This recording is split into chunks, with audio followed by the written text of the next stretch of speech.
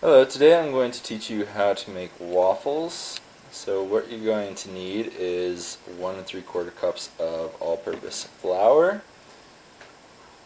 And then you're going to need a 1/8 of a teaspoon of salt. And then 1 tablespoon of baking powder. Make sure that you use powder and not soda. And then you're going to quickly just mix that with a whisk. And that's good enough. And you're going to add 1 1/2 teaspoons of vanilla and a 1/2 cup of vegetable oil or canola oil. Basically any type of oil will work, except for motor oil, of course. And then you're going to add 2 tablespoons of sugar. Then you will add 1 3/4 cups of milk. Doesn't truly matter what type of milk you use. It can be skim or homo or any other percents.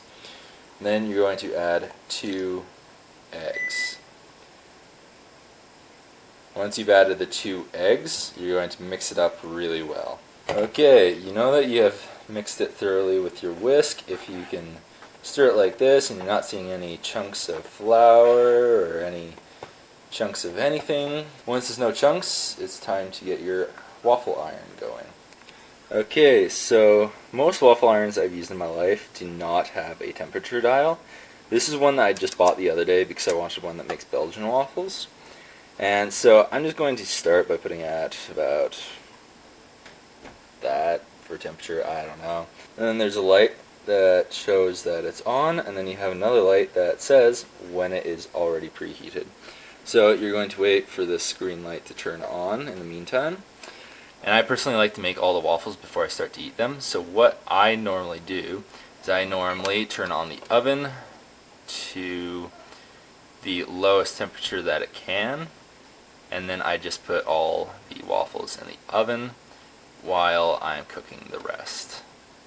So I believe this one's 170, and I'm just going to preheat the oven, and I have a little pan inside ready to put the waffles on once they're done. Okay, once it's warm, what you're going to do is you are going to take ham or some sort of thing, you can use margarine, and you're just going to make sure that it is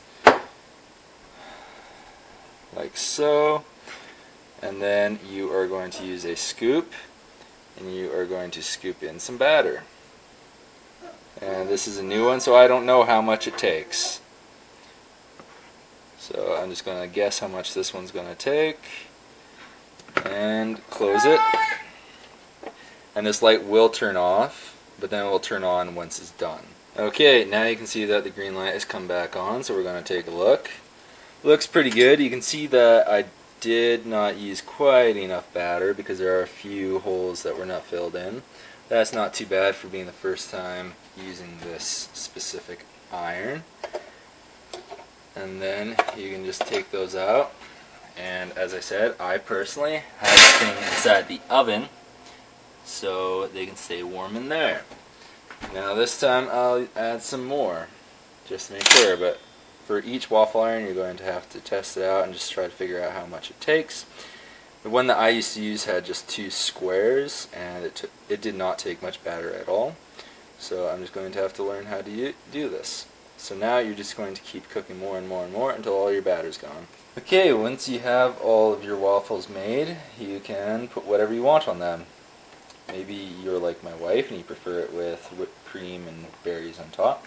Maybe you're like me and you prefer a little bit of margarine or butter along with maple syrup on top.